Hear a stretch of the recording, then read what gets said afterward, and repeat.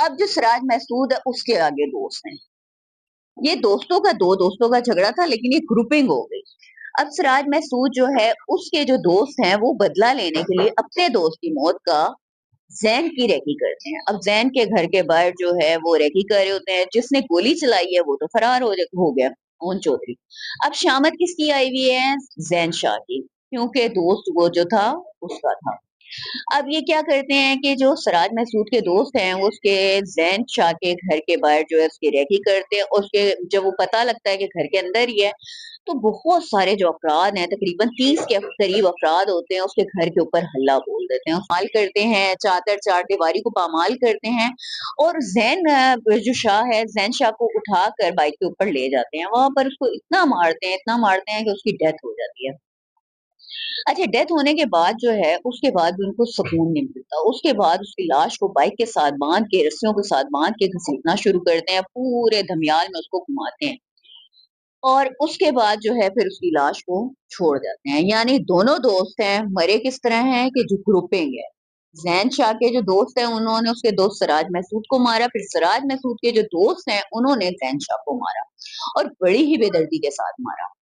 अच्छा, उसके बाद जो है पुलिस हरकत में आती है। पुलिस पहले तो सो रही होती है, पहली एफआईआर दर्ज होती है, तो उसी वक़्त जो है मुल्ज़िमान को पकड़ लें और जो चीज़ भी हुई है उसका हल निकालते हैं। लेकिन पुलिस जो है बाद में एक्शन में आती है, जब ये वाक़या रिपोर्ट होता है कि ज़ैन शाह को जो है गलियों में घसीटा गया, फिर उस पे पोस्टमार्टम होता है, उसके अंदर साफ वाज़ेह पता लगता है कि उसके जिस्म जो है इतना ज़मीन के साथ घसीटा गया जिसकी वज़ह से उसकी डेथ हुई है, ख़राशें हैं, सारा कुछ है।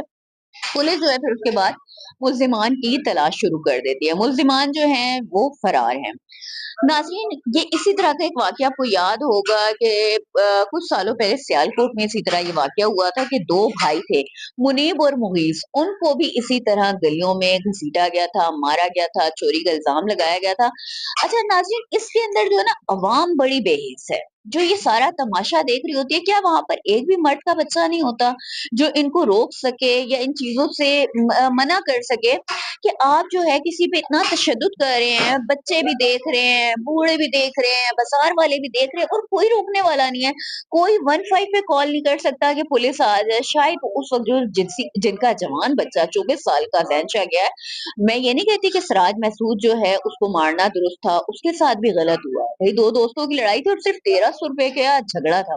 कोई इतनी बड़ी बात नहीं, ₹1300 के पीछे 2 जानें, कीमती जानें जो अपनी जान से ही चली गईं। निहायत अफ़सोसनाक वाक़या है, मतलब इसकी जितनी भी मज़म्मत की जाए कम है।